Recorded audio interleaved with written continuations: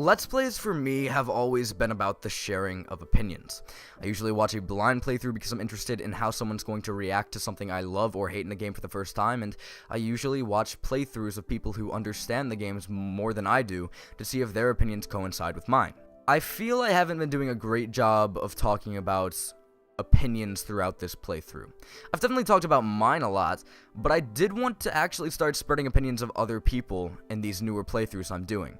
I feel keeping it focused on just me gets a little bit boring after a while, and if I can spread the opinions of other people while still doing the Let's Plays that I love, I think that would be really interesting. Which is why I came up with this idea. Ever since I started considering doing this one side quest, the Biggoron sword side quest, I always knew I was going to speed it up.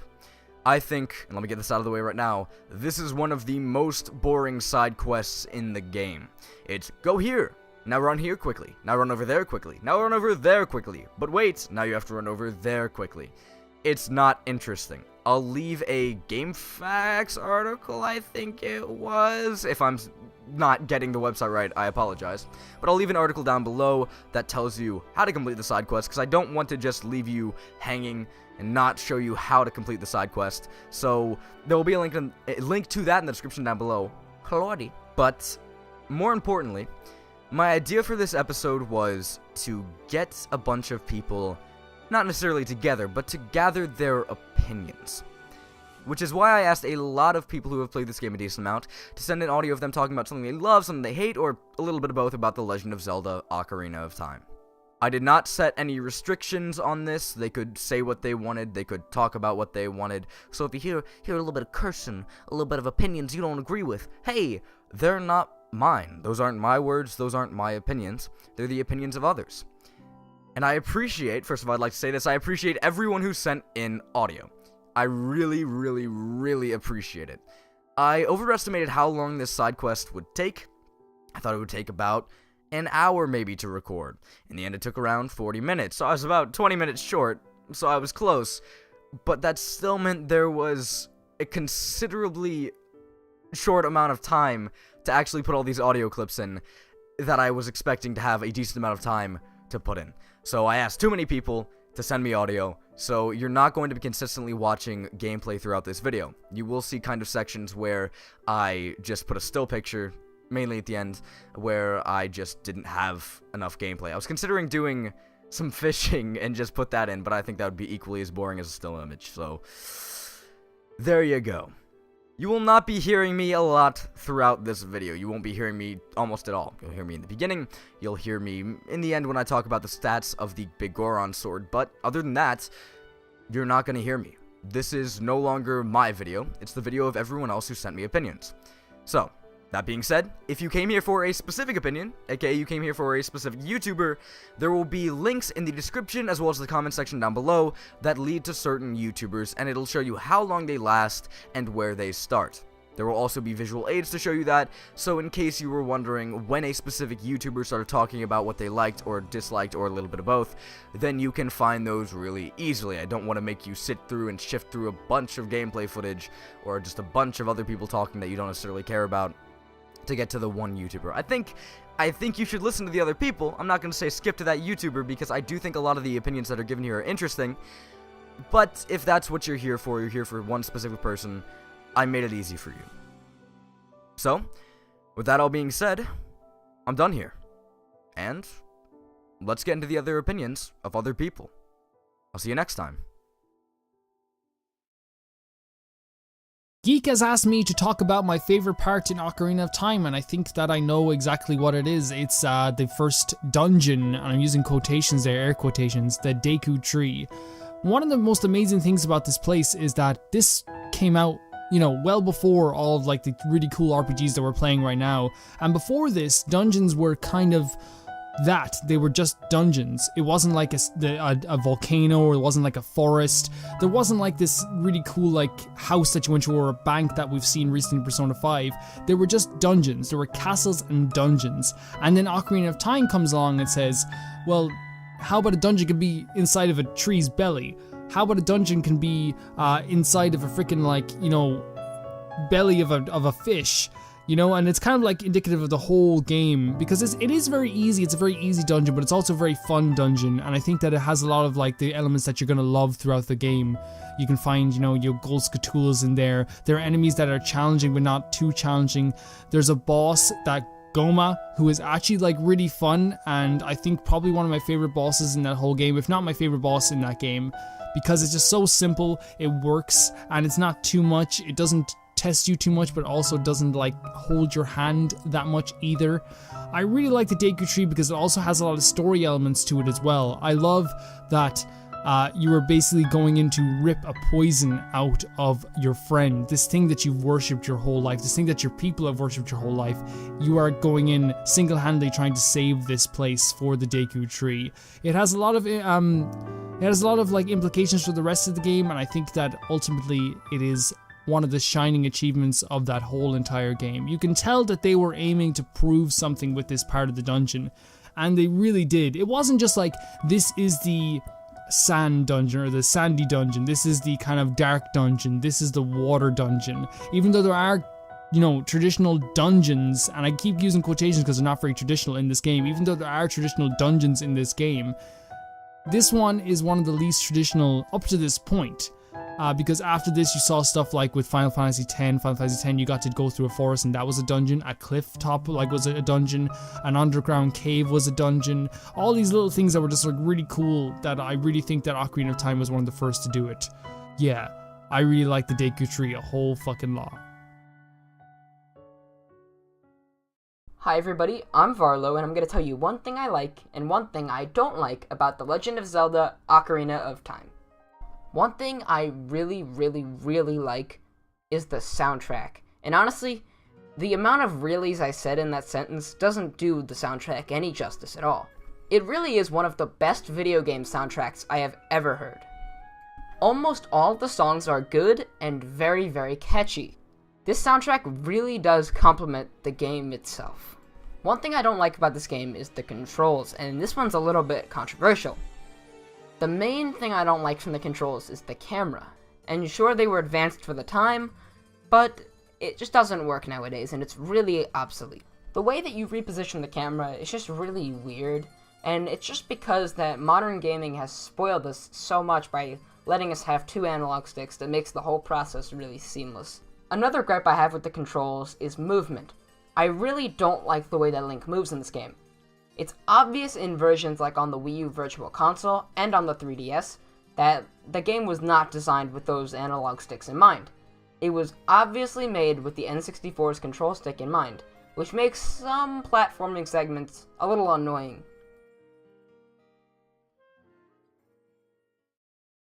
I'm here to list the things I like and dislike about Ocarina of Time. And let me just say I got a few things. First of all, Ocarina of Time. Here's the things that I like. In Ocarina of Time, you know, as a kid, it's kind of like a thing where you're mystified. You're kind of like, wow, this game looks amazing. Wow. And then your little fragile mind, you kind of just going around. You're probably bad at video games. I know I was. I know when I played, I was pretty bad. And I think that's what's keeping me here is the nostalgia factor of the game. I think that's one of the biggest reasons why I like it. Because imagine just going through the Deku Tree 100 times as a kid and you know, or just like not knowing how to do things. I think that's part of the charm. And nowadays, you're just able to look it up and it's just right there in front of you. I know a lot of people don't do that, but a lot of people do, myself included. Because if I mean, not for Ocarina of Time, I know that game like the back of my hand. But that's just my point. I think another thing is replayability. There's so many things you can do with the game, like speedrunning, doing challenges and whatnot, and like the 3-heart run. The 3-heart run's pretty good, or the swordless challenge, or just like I personally practiced speedruns of the game for Medallion Stone's Trials, and it's not easy, but it's still a fun, refreshing way to play the game, even if you're a casual player just trying to look for something new. Music. I think music is another thing that's really enjoyable in the game, and it's something that even now, I listen to it regardless of where I am. The Forest Temple theme, for example, is more mysterious and melancholic compared to, say, the Fire Temple, which is more adventurous. I also think that a lot of the character designs are pretty common now. They're used elsewhere, their names even. So yeah, like Saria, a lot of the characters are unforgettable. Like Saria, everyone knows who Saria is, and I think that's also another big charm to the game. Dungeon layout and dungeon design I also think is really well thought out. Even the water temple, and that's not sarcasm, even though I do hate the water temple. It's meant to be hard, it's meant to be confusing, it's meant to have this layout, but, you know, after playing the game 20 times, 30 times, 40 times, it's not that hard, considering. So some of the things that I dislike about the game. Whew, man. It's gameplay. I know a lot of the Zelda games play like this, but Ocarina of Time is very basic in concept, and I think it gets boring, especially if you've played the game so many times. I think that horse riding, and this goes for mostly every Zelda game, is super finicky and isn't proper, especially when you're trying to use a bow. I've never been able to do it that well, and this goes for any future Zelda game like Breath of the Wild. It's not, to me, it's really finicky, and it's not that well designed. Let's go back to the water temple. And while the water temple is hard and difficult, and I know I said that in the likes, it's also a pain in the butt. And when you're a new player to the game, and you don't want to look something up, the water temple may confuse you for several minutes, making you go back and forth through the dungeon, incapable of knowing what to do. And I think that that's an important step, because if someone, I think in a game, if you're lost for a really long time, I think that's bad design, and that may be intentional, and I don't think that was meant to be in the water temple at all. Other bad designs. Skulltula hunting, I don't like. No, that's not necessarily bad design, I just don't like it. I hate the fact that you need to collect at least, like, I think it's like 60 or 70 of them, I'm not really too sure, just to get all the rewards, and then there's still extra. And I think you need to get all 100 for something pointless, and it's kind of eh.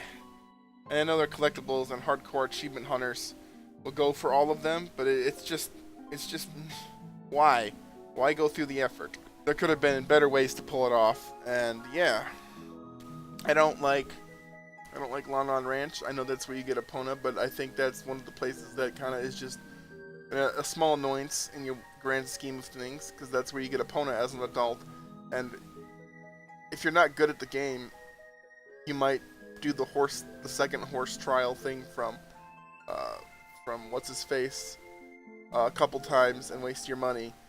And I know that later on money isn't that big of an issue. It's still kind of annoying, especially when you are low on money and not sure what to expect. I think that's something a lot of new players might struggle with. As a more experienced player, it's not that huge deal, but it's still kind of annoying to do it like dozens of times, multiple times. I don't really have much else to say. I just want to say thanks to my man Greek Gogurt. That is what he is on on the Discord, and we're gonna keep it that way. Yeah, he specifically asked for me. I mean, I guess not just for me, but one of many. So that's fun. I'll see you guys never again, probably. So have fun. Enjoy this man's content, or I'm going to be standing at your bed tonight. Yep.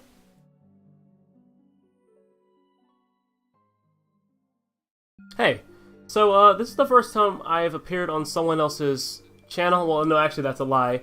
I have appeared on my friend Marvilla's channel like once or twice, but you know, that was just with joke stuff. But this is like the first time I've officially appeared on someone else's channel, you know, like the real deal. So first of all, Geek, I'd like to thank you for having me on here, or at least having this recording of me on here. I'd just like to bring your attention that you picked the wrong guy to rant about one of his favorite games ever made.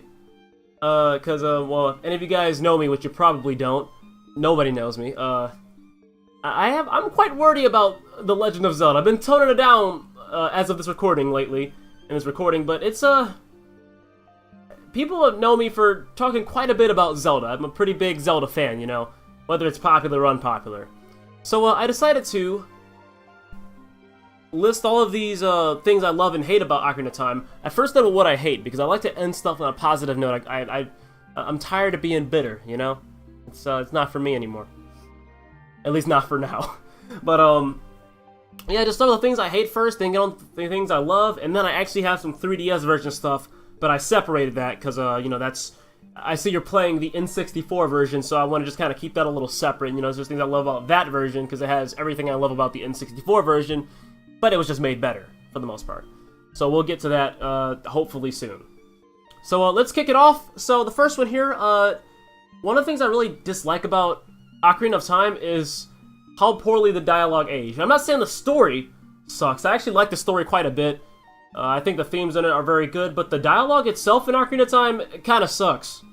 Like, I'm just gonna keep it real with you right here, Geek. It's not very good. At least I don't think it's very good. Mostly because it's just, the way some of the flow of the sentences, some of them are just, they're really forced. Like, for instance, this is one of the examples I hate the most, and it's the one where you're in the very first dungeon. You're doing that Deku Scrub puzzle, and once you get the last guy, he's like, oh man, you solved our puzzle. I really dislike that. You know what? In fact, I'm so mad that I'm gonna tell you how to kill our queen. Like, what? There was no build up to that or anything. And they're just little things like that. Now, Ocarina of Time actually does have some well-written parts here and there, but some of them, I don't know, it just seems like, almost like a human didn't write them sometimes. It's a little weird.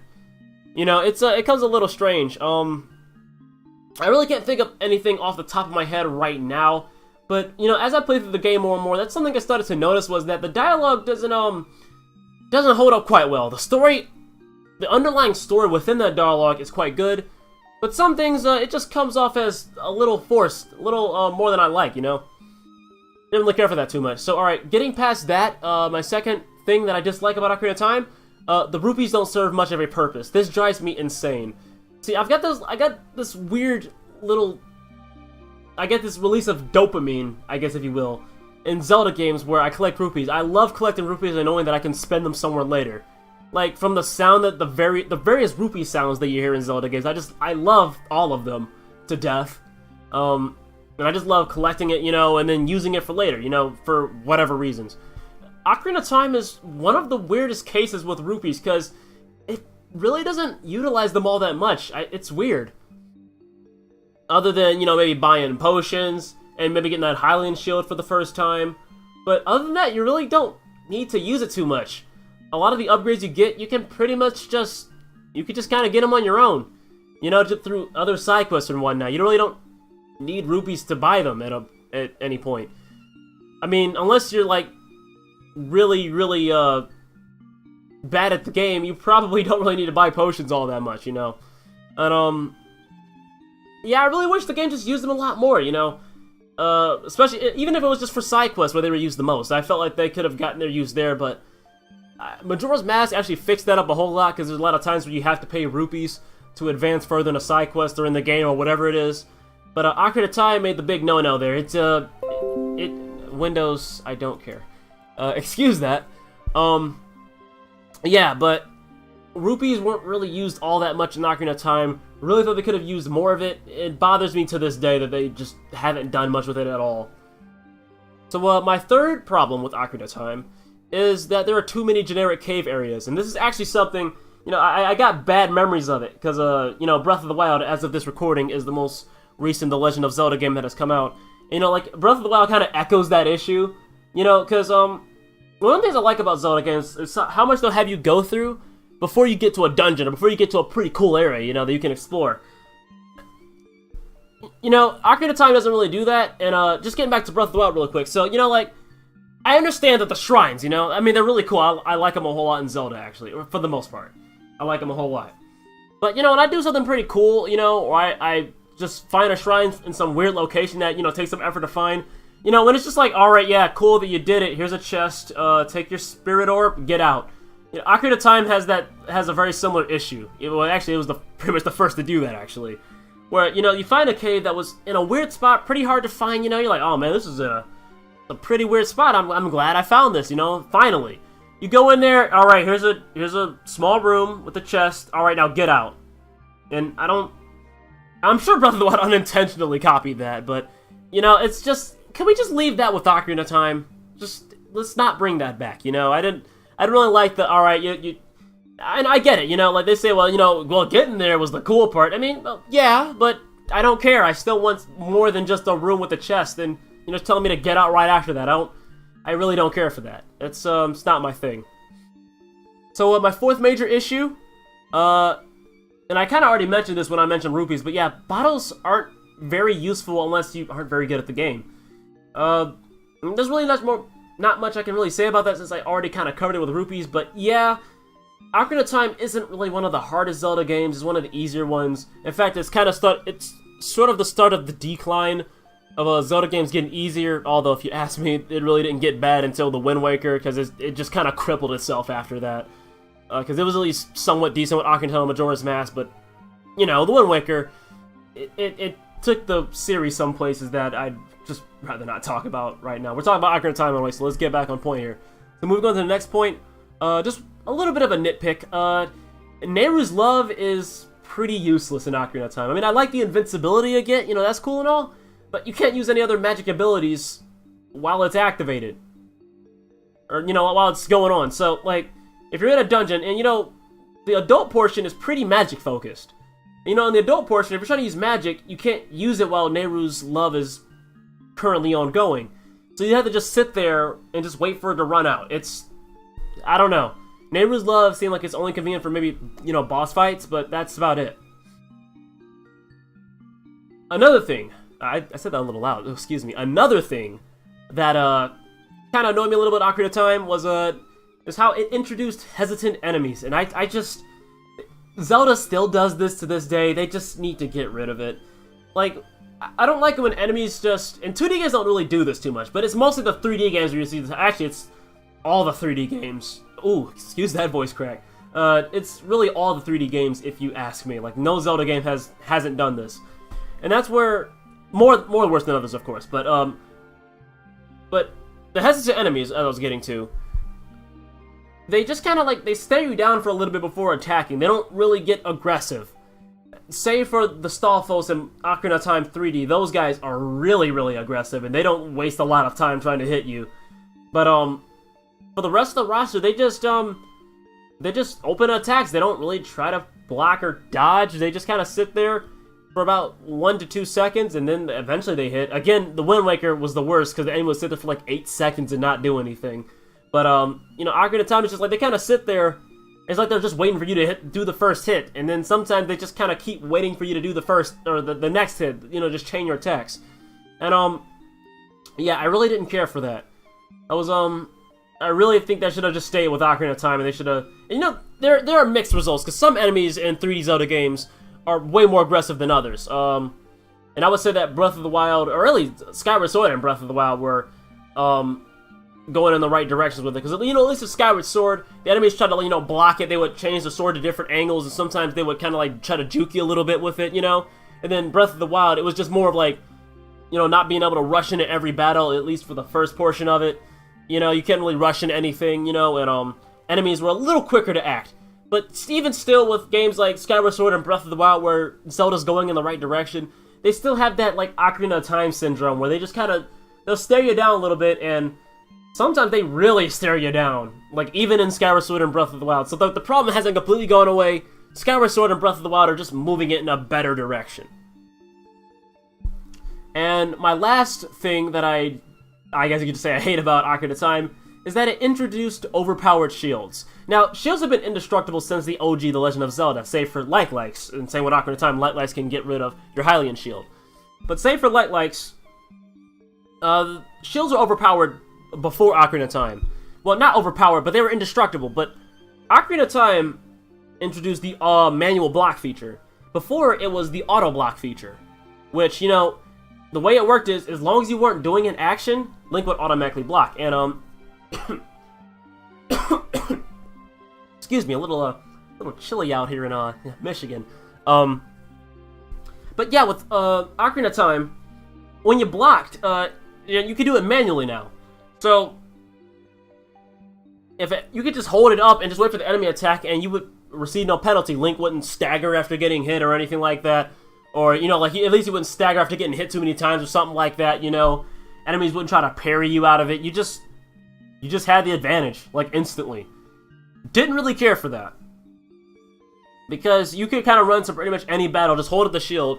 If you're anticipating an attack, if you're really hesitant about it, just hold it up, and you'll be okay. And as opposed to other Zelda games, where auto block was only active as long as you weren't doing anything, other than running. And, you know, like, if you swung, and an enemy happened to swing just around that time, if you screwed up the swing, they would get a free hit on you, you know? So, I like that. That was pretty cool. But in Ocarina of Time, you could just kind of, and, you know, you can still get hit in the middle of it, you know, in Ocarina of Time, but it's just the fact that it's so much, you can just spam it a lot harder in Ocarina of Time. You're not as penalized for it, if you will. Especially with the Z targeting, so now you face them at all times, which highlights just how overpowered the shields can be in Ocarina of Time, and how, you know, what it introduced, anyway. But I definitely found, you know, like, top-down combat in Zelda games to be harder than what Ocarina of Time had going on with it. That, and I think, like, the downtime of, you know, the shield's downtime is shorter in Ocarina of Time, so you can put up a lot quicker in that game, as opposed to, you know, the 2D Zelda games, where it seemed like it was just a little longer, you know?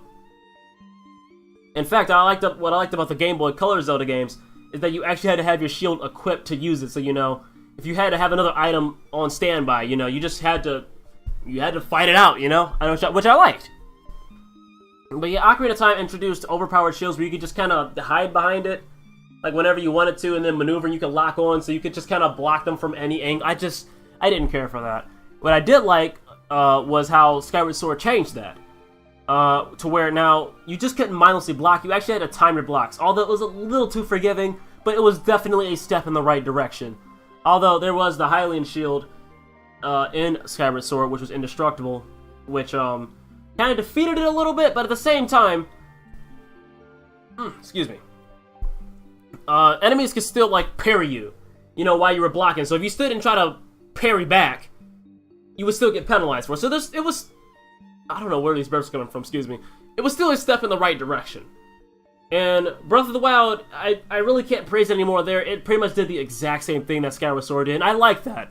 That you have to do more than just look at the enemy now. I don't really mind it when the shields are indestructible in the 2D games, but in the 3D games, it's just too overpowered because of the free maneuverability and Z targeting allows you to maneuver around without much worry, where at least in the 2D games, you had to position yourself, you know? You just couldn't block from all angles. You actually had to, like, try to go around and try to face them at the right time to auto-block. That, and, auto-block didn't compensate for enemy swing, or melee attacks, basically. Whereas 3D Zelda games do. So, yeah. Overpowered shields, not too big a fan of that. Actually, A Link Between Worlds did that as well, because auto-block was gone in that game. I really think, you know, Skyward Sword really just figured out how to do it. Because you just didn't have to, like, you couldn't just, like, get free maneuverability while, you know, pretty much being free of consequence of what comes your way, you know? Because, again, at least the shields in the 2D Zelda games, they had their limitations, but in Ocarina of Time, not really. And I'm glad that, Skyward Sword and Breath of the Wild are fixing that mistake. Alright, so that's all the sad and grumpy stuff. So now let's get on to the stuff I love. Now I can get to the fun part. So, something I really like about Ocarina of Time was, the dungeons. I think this really falls into, like, the main quest because, and I know this isn't exactly a popular opinion, but in my eyes anyway, like, the main quest of a Zelda game is very, very important. It's gotta be pretty good. Because even if, like, the side content is really good, if the main quest really isn't all that, I really can't help but beat the game with a bit of a bitter taste in my mouth, you know? Even if it isn't necessarily bad, but it's just, it just really isn't all that good, you know, compared to, like, the rest of the content. Which is one of the main reasons, actually, why I prefer Ocarina of Time over Majora's Mask, because Majora's Mask side content is amazing. It's really good. And while the main content is good, the main quest and whatnot, it just isn't as good as Ocarina of Time's main quest. And especially how, like, you were lacking a bit of context if you didn't really do any of the side quests and you just kind of beat Majora's Mask. It was just kind of weird. it was in a weird spot, which is one of my main gripes with it. And you know, its main campaign isn't really. It's a lot shorter than Ocarina of Time's at that. But yeah, the dungeons in Ocarina of Time, I really liked them for the most part. Didn't really care for what was it? It was a certain Jabba Jabba's belly. I didn't really care for, to be honest. And I would even say maybe some parts of Ganon's castle, but I would say overall I really enjoyed the dungeons in that game. They were quite good, and I liked the how they were more, you know, there was more verticality to it. You know, it was more vertical, more up and down. Because up until this point, I mean, you had 2D Zelda games with, you know, up and down features to it, but not to the degree that Ocarina of Time had them at, and I really liked that. And it made the dungeon feel more alive in a sense, instead of just kind of like a cycle of arenas, if you will. Not that 2D Zelda games were that, you know, that really would be numbing down some 2D Zelda games' dungeons, because some 2D Zelda games have really good dungeons, but Ocarina of Time really just added, like, you know, that vertical depth to it. And I think that alone makes it really enjoyable, which is why I generally prefer 3D dungeons to 2D dungeons. And I like that Ocarina of Time, you know, was bold and went with that. And I just do like a lot of their design. It's just pretty interesting, you know. Even when, like, some parts of dungeons get really spacey, you know, just like, whoa, you know, it's something neat, it's new. And I have to say, by far, one of my favorite dungeons is the Fire Temple. That's probably my favorite dungeon in the game, actually. Because it's pretty complex, and its architecture is pretty interesting, you know? And I would say the bottom of the well is definitely one of my favorite ones, too. Yes, even the Master Quest version, even though people seem to hate that version, but I like that one a lot, too. So, another thing I really like about Ocarina of Time, now this definitely isn't the best case I've seen of it. In fact, I would say Link to the Past is a little better with it, in a sense, but I really do enjoy the items in Ocarina of Time. You know, I love the light arrows, the ice arrows, the fire arrows. The hookshot is always addicting to use. Like, I'd never get tired of the hookshot. The Lens of Truth was really cool, especially, you know, for the Shadow Temple and the well, which I really enjoy. Oh, and the Spirit Temple, and even getting to the Spirit Temple, you know. I really enjoyed it. It was just really neat, you know, even if it was pretty gimmicky, but I still liked, you know, using and uncovering what was really there. You know, it was just kind of cool. And I like that they, I want to say they brought it back for Majora's Mask. My mind is a little foggy of that at the moment. I want to say they did, though. But yeah, I really enjoyed the items. What else did I really enjoy? Oh, of course, the Mirror Shield. The Mirror Shield is awesome. Especially the boss fight with Twin Rova. In fact, that's my favorite boss fight in the game. I love the Twin Rova boss fight and the Mirror Shield. I really enjoyed that. The only item I just kind of didn't really care for in that game was like the Bomb Shoe. That just kind of sucked. Because like it was just horribly inaccurate and it just can't hit anything. And yeah, it's kind of sucky. Oh yeah, of course, Neighbor's Love, like I mentioned. But yeah, Faurora's Win was awesome if you know, happen to be a little low on heart, so you just need to go back and do something. You know, you could create your own personal fast travel point within a dungeon. That was awesome.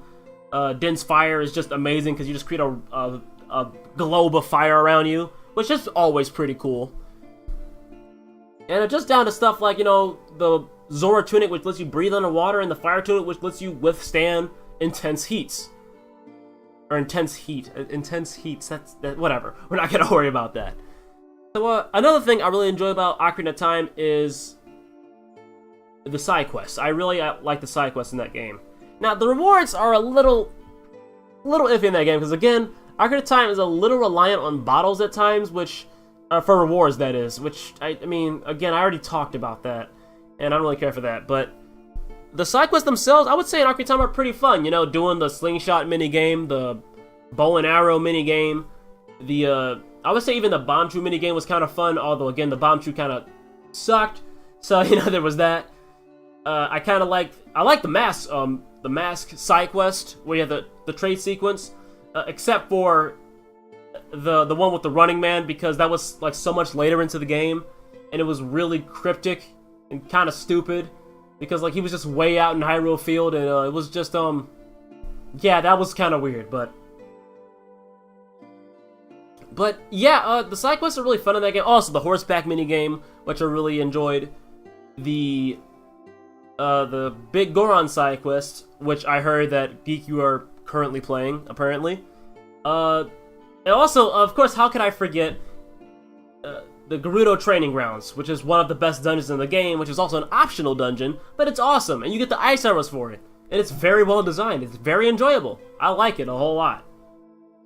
And I would say that's definitely a highlight of the game. Also, I noticed that I skipped over a point, actually. I'll get back to this one, excuse me. I really like the world design in Ocarina of Time. Minus Hyrule Field, and we'll get to that. But I really liked how Ocarina of Time was really interesting, because like it had this, it gave you this really grand feeling to it, because like everything was a lot bigger than what we've seen, at least up to that point in a Zelda game. Kiryu Forest was quite expansive. Gerudo Valley was, you know, it really made you feel like you were in a valley, you know. The wasteland in Gerudo Desert was that was really big, you know. You even felt kind of lost. You had to like follow those posts, but you know, it was really neat, and just everything felt massive, and it just, even to this day, I would say Ocarina of Time is one of the bigger Zelda games out there, which I do like. Oh, excuse that chair squeak. So yeah, there was that. I liked Hyrule feels a little funky, I'm not gonna lie, but things like Death Mountain, Zora's Domain, you know how nice it is. Even like the big water area behind Zora's Domain where Lord Jabu Jabu is at, I really enjoyed that. You know, it was just like the big grand feeling that it had, you know. Even if they could be somewhat empty at times, it was just, I'm sure at the time it was breathtaking, you know. And you know, as a little kid when I first played Ocarina of Time, I'm sure I was quite taken away by it too, by the sheer mass of this game, you know, the sheer size of it. But yeah, everything's nice and consistent. Of course, again, it's not the best world design I've seen in a Zelda game, but I mean, it's still, I really like it. You know, I really enjoy it. As for Hyrule Field, I would say that's a pretty sucky area in the game because it's mostly just a big, boring green field with like a pointless fence. Hyrule Field is strange. It's a really strange location. But you know, just a side note here, I don't really understand why people point fingers at that area so much. When people talk about how sucky the world design is in Ocarina of Time, they always point to Hyrule Field as like the main fuel of their argument. And I mean, I understand, I agree, it sucks. It's not a very good place, but that doesn't represent the entire game as a whole. Now, again, other places are pretty expansive, but they're not expansive and just waste space like the Hyrule Field does in Ocarina of Time. So, I mean, I don't really understand the gripe there, you know? I understand hating it, but, like, blaming the whole game's world design, using Hyrule Field as your main argument, I don't get it. I don't understand it, but that's besides the point. Let's get back to talking about what I love about this game. So, one of the things I liked about Ocarina of Time a whole lot is that it introduced a more casual exploration format, and I'm sure, Geek, if any of your, like, rabid Zelda fans are out there, or anyone that are more hardcore than I am, I'm sure they're just hollering at me right now. And again, I'm sorry if I upset you, but I liked Ocarina of Time's more casual approach to it, and this is something that I still see Zelda games do to this day. Ooh, again with the voice crack. It's something I still see Zelda games do to this day, which is where, you know, you're just playing it and you're just like, where the heck am I going? You know, you're just like, what am I supposed to do? Where? Why? You know? And I mean, there's a lot of Zelda games I like a whole lot. In fact, I would say there's a lot of Zelda games I love quite a bit. But, I mean, it seems like every Zelda game has like at least like a handful of moments where I'm just like, where am I going? Except for Skyward Sword, because that game pointed you in like every direction. And like everywhere to go. But save for Skyward Sword, it's just like, it still happens, you know? I'm just like, okay, where am I going? How am I supposed to get here? Because Zelda all of a sudden, like, they're just withdrawing the information from you, and I don't get that. And Ocarina of Time is still kind of guilty of that as well, Lord Jabu Jabu, because, well, we know what Lord Jabu Jabu, like, the game hardly even tried to tell you that you had to drop a fish right in front of it to get inside of him, you know? And I heard that, I think Azora somewhere tells you about that, but again, it's this thing where Zelda likes to do, where they like to have this information way off to the side that you have to go hunting for to find out what you have to do next. I don't like it when Zelda does that.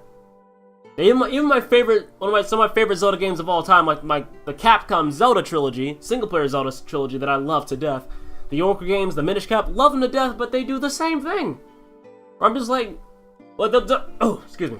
They'll tell you where to go, but they don't really try to ease you onto it, which I kind of like about Ocarina of Time. They don't try to, like, point you, like, in every instance, like Skyward Sword tries to do sometimes, which I didn't really care for that. But, you know, like, when you find out where to go, like, the game kind of slowly eases you on what you should do next, you know? And once you get to the dungeon, it's up to your wits, you know? And, you know, it's just up to you, you know, kind of figuring out the consistency of the world, you know, keeping track of doors and whatnot, which that's easy enough for the most part. But, yeah, Ocarina of Time is, it kind of introduced a more relaxed version of it, because, I like Zelda 1, you know, but, like, the really dated philosophies that it introduces, you know, like, sharing secrets with people, you kind of can't do that without consulting the internet now, because nobody talks about Zelda 1 like that anymore, which kind of sucks, but, you know, it kind of did it to itself. And I mean, I still appreciate The Legend of Zelda for what it did for the franchise that it introduced that I love so much. But, yeah, having to go way out to find out where to go next, that's not my thing, you know? I don't want to be told what to do every moment of the way, because that gets annoying. But at the same time, I don't like the game to just withdraw so much information that I gotta go, like, hunting. I gotta go, like, pixel clicking, you know? I don't like that. That sucks. Stupid. So, my next thing that I love about Ocarina of Time is the better sword combat system, which has since then been refined, at least for a while. I'll get to that in a little bit. But, I really liked with Ocarina of Time is how you could choose the direction in which you wanted to swing. If you push left, you swung left. Push right, you swung right. And there would be different combos depending on which way you were swinging your sword. You know, there would be a different combo to go with that. And Zelda never really utilized that until Skyward Sword, which kind of annoyed me because they didn't really use that mechanic all that much for like 13 years. Like, they didn't really do anything with it.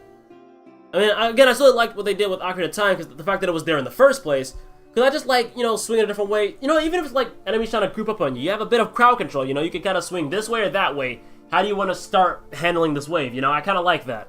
You know, like thrusting your sword, you know, and then doing the jump strike. You know, all of that. I really enjoyed it. We had more things beyond just doing the spin attack.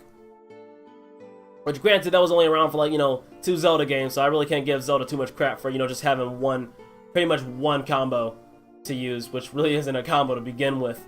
But, yeah, I liked what Ocarina of Time introduced with it. Again, no Zelda game really did much of anything with it until Skyward Sword, where the direction you swung really mattered. And, you know, you actually had to think before you swing, which I really liked, which kind of saddens me because Breath of the Wild just took all of that away. It just kind of shot it all down.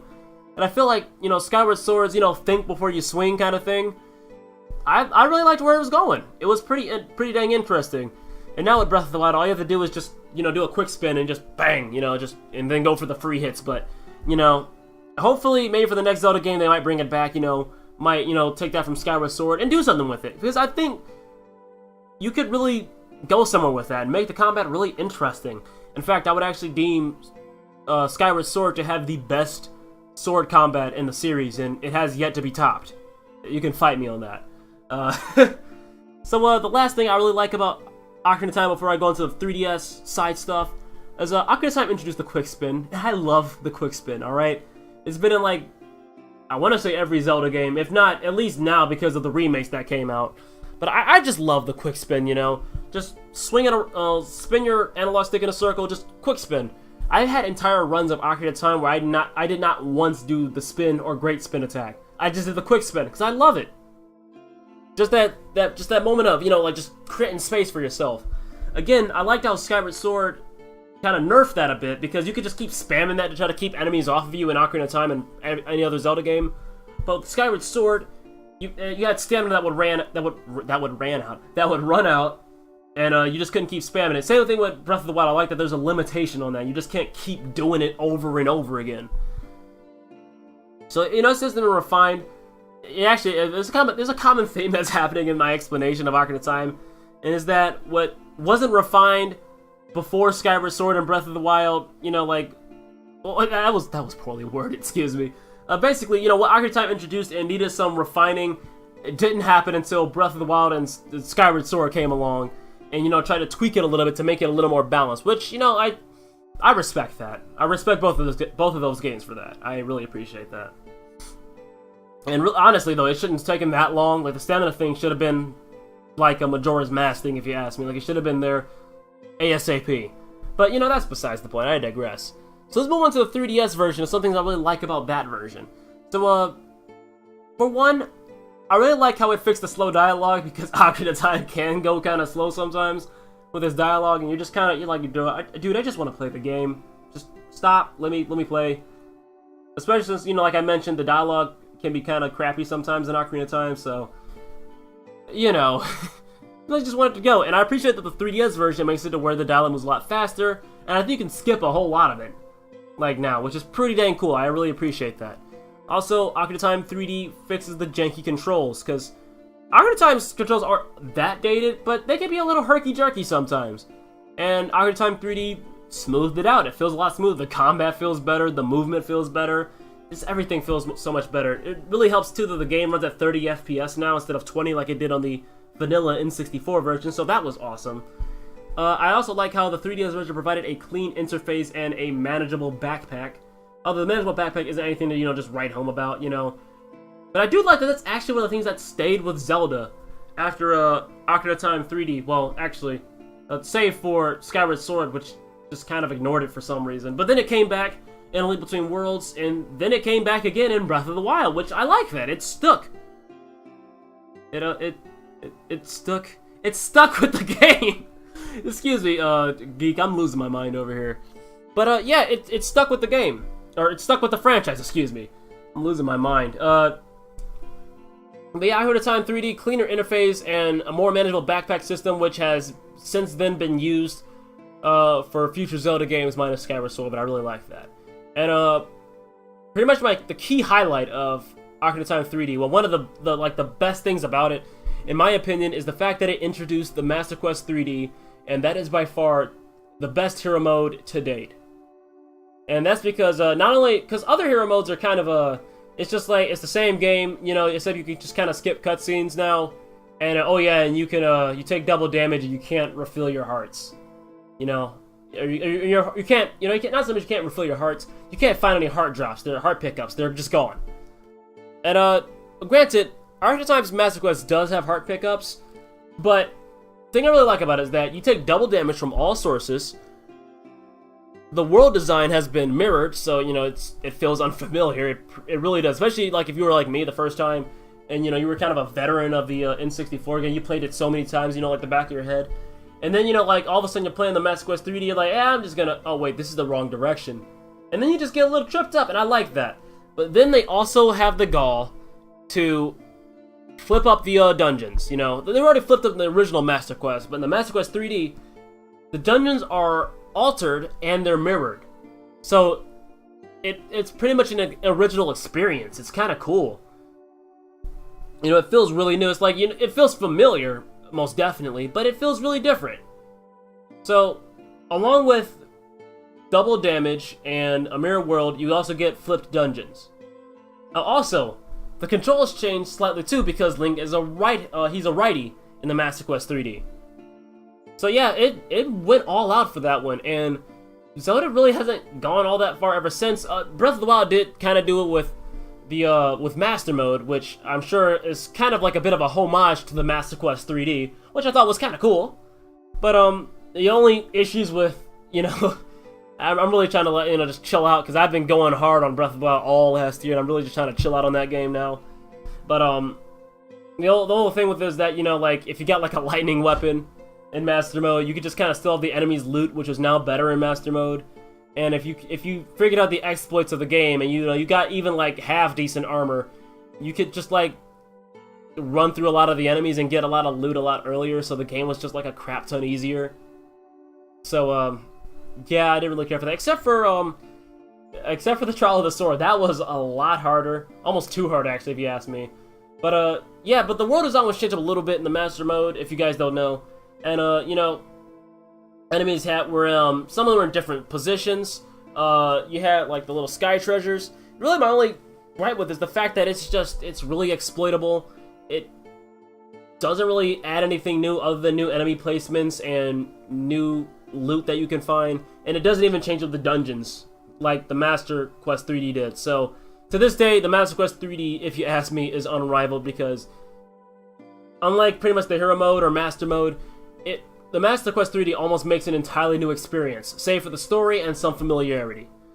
And yeah, I would actually say that the 3D version of Ocarina of Time 3D is vastly superior to the N64 version. Like, pretty much you don't need to go back to the N64 version, other than, like, glitches. But, like, that's about it.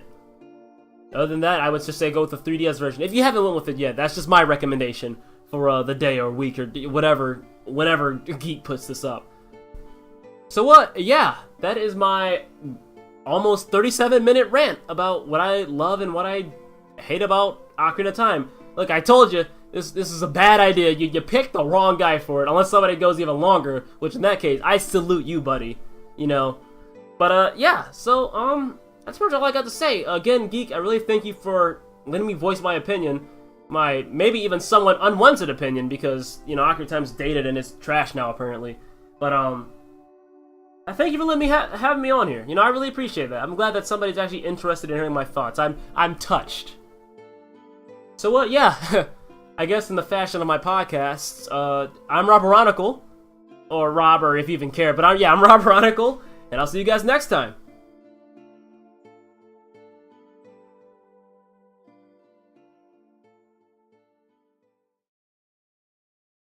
There we go. That is everyone who sent me audio, and before I thank everyone again for the 5th time, I would like to talk about the stats of the Biggoron sword, because, hey, I did a side quest in this video, though it may not have been apparent, because this video turned out longer than I thought it would, and a lot of it was pictures, but you know what? I appreciate everyone who sent me audio. It was very, very interesting to listen to. I had a lot of fun editing this, and just listening to the opinions of other people, but enough of that. The Biggoron sword is pretty special. Not only is it visually bigger than the Master Sword, giving it a bigger hitbox, but it also does double damage. The only real downside to it is it doesn't allow you to use your shield, but honestly, with side hopping and backflipping and essentially just dodging in general, it's really not that big of a deal to not be able to use your shield. I personally like using the Master Sword just because I enjoy using the shield. I think it makes combat a little bit more fun for me, but that's just the way I personally feel. I know a lot of people who do just kind of spam the Biggoron sword and get through just fine, but that's just not the way I personally play. Though, if you want to play that way, I'd be remiss if I didn't actually talk about that playstyle, so there you go. It's totally possible to do that. And now we're at that part of the video where I thank everyone who sent me audio again. Thank you so much to everyone who sent me audio. This video was so much fun to edit, and it was so much fun to listen to all the opinions of all the people who sent me audio. And I really appreciate all of you for just helping me out, and kind of saying, alright, I'll send you audio after I came out of literally nowhere to ask you. So, I really appreciate it. Thank you for putting up with me and my weirdness and just everything else in general that usually happens when you talk to me. So, thank you. I hope that you are happy with the way this video came out. I hope that you enjoy the other opinions in this video as well if you're watching this. And I appreciate every single last one of you. That goes to the people who sent me audio and the people who took the time to watch this video. So, without further ado, in the next episode of The Legend of Zelda, Ocarina of Time, we will do a lot of side questy stuff. But, that's for next time. Until then.